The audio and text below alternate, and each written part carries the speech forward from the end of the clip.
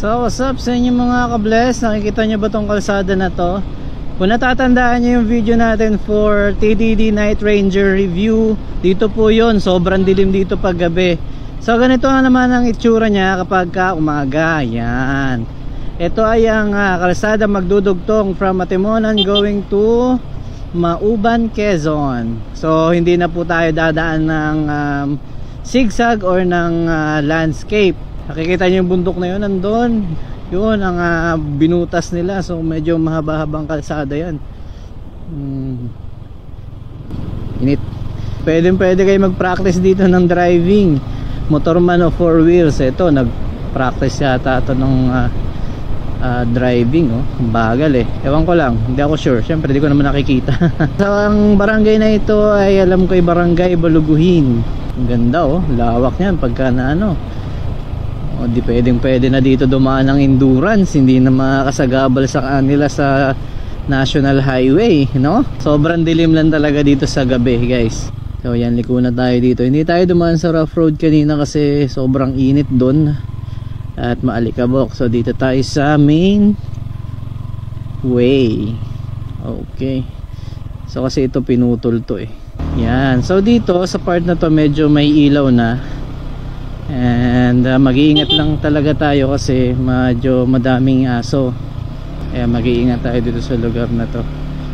And ito sila, mga nakatambay. Shoutout sa inyo mga ka-bless. So dun sa na yon, sa part na yon na kung saan merong binutas na rough road, may shortcut sana yun eh. Shortcut sana yun. So di tayo dumaan doon, dito tayo sa long cut. Dito tayo sa napalayo tayo. So dito kasi maraming puno, so hindi masyado mainit.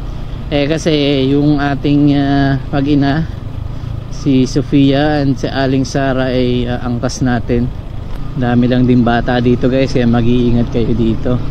So pwede rin tong alternative route kung sakaling nagta-traffic na sa bayan ng Atimonan, pero which is I doubt.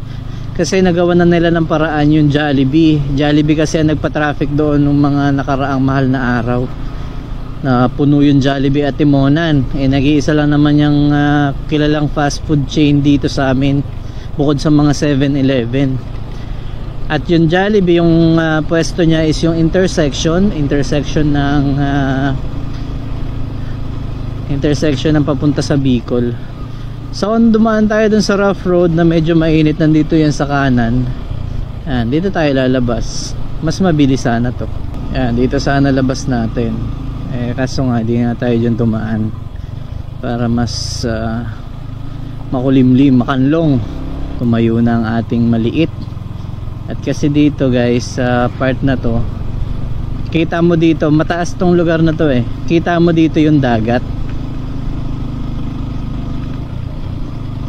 Nakikita mo dito yung dagat. So hindi ko alam kung makikita nyo rin ba dito sa video, pero kasi pag nandito ka na sa part na yan, may color blue dyan. Ayan yan, dagat na kasi yan guys. As yung natatanaw yung parang island ng Alabat, Quezon. Sobrang ganda rin dun guys. Sana makarating pa tayo ulit dun sa Alabat, Quezon.